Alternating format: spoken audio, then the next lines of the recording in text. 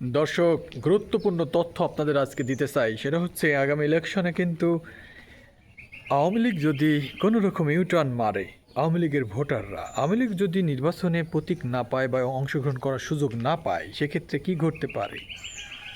যতটুকু তলের খবর, গোপনে গোপনে নাকি তৈরি হচ্ছে এরম আবহাওয়া। আওয়ামী লীগ কখনোই বিএনপিকে ক্ষমতায় যেতে দিবে না, এমনই সিদ্ধান্ত নেওয়া হয়েছে। শেখ হাসিনা এমনই সিদ্ধান্ত নিয়েছে এবং সেই নির্দেশনাও আসতে পারে আগামী দিনে। তারা বলছে যে জামাত ইসলামীকে হয়তো সমর্থন দিতে পারে। জামাত ইসলামীকে যদি সত্যিকারের অর্থে আওয়ামী লীগরা ভোট দেয়, সেক্ষেত্রে জামাত ইসলামের ব্যালেন্স যদি বেড়ে যায়, তো এককভাবেই কিন্তু জামাত ইসলামী ক্ষমতায় চলে যাবে। আওয়ামী লীগ এই কূটকৌশল কেন নিচ্ছে?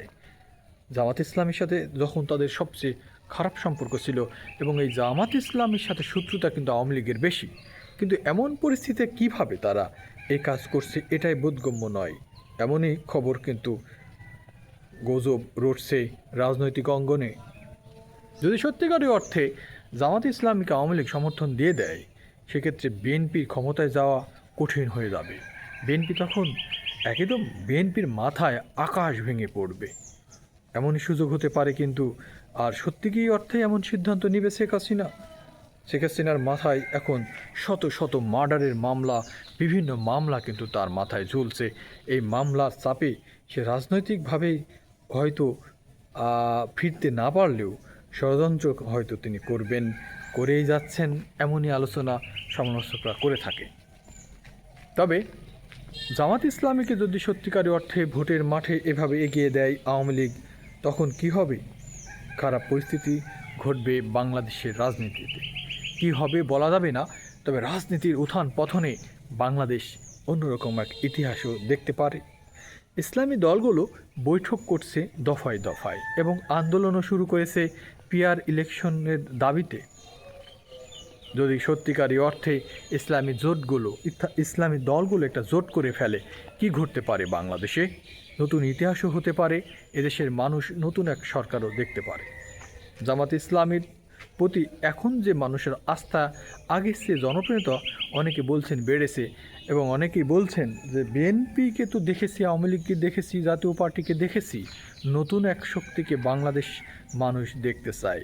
জামাত ইসলামীকে যদি সেই সুযোগ তৈরি করে দেয়, এই স্লোগানে বাংলাদেশ যদি মুখরিত হয়ে যায়, তাহলে কি সত্যিকারই অর্থে নতুন কিছু ঘটবে বাংলাদেশের রাজনীতিতে?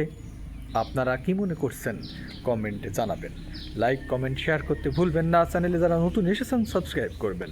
তবে দর্শক, সত্যিকারই অর্থে যদি আওয়ামী লীগের ভোটাররা জামাতের দাঁড়িপাল্লায় ভোট দিয়ে দেয়, কি ঘটবে ভাবতে পেরেছেন? জামাতের যে পার্সেন্টেজ, আওয়ামী লীগের পার্সেন্টেজ এক হয়ে গেলে, এবং জাতীয় পার্টির সমর্থকরাও যদি কোনো ক্রমে এমন পরিস্থিতির মধ্যে যুক্ত হয়ে যায়, আর ভাসমান তরুণ ভোটার রয়েছে, তরুণরা আগামী তারা গত 20 বছর যে ভোট দিতে পারেনি, এবং এই প্রজন্ম তৈরি হয়েছে, এই তরুণ ভোটাররা যদি সত্যিকারী অর্থে নতুন পরিবর্তনের দিকে এগিয়ে যায় এবং চারিদিকে যে রব উঠেছে, তাহলে কিন্তু বাংলাদেশে নতুন ইতিহাস ঘটতে পারে।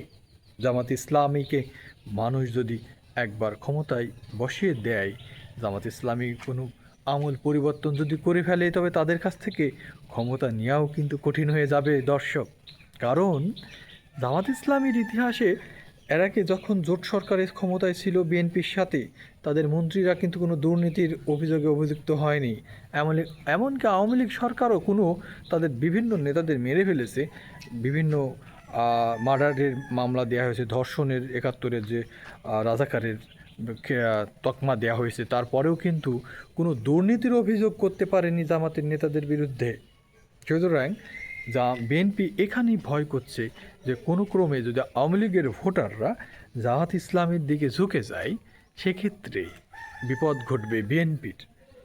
তখন কি সত্যিকারই অর্থে বাংলাদেশে আমূল পরিবর্তন ঘটে যাবে রাজনীতিতে? আওয়ামী লীগ সরকার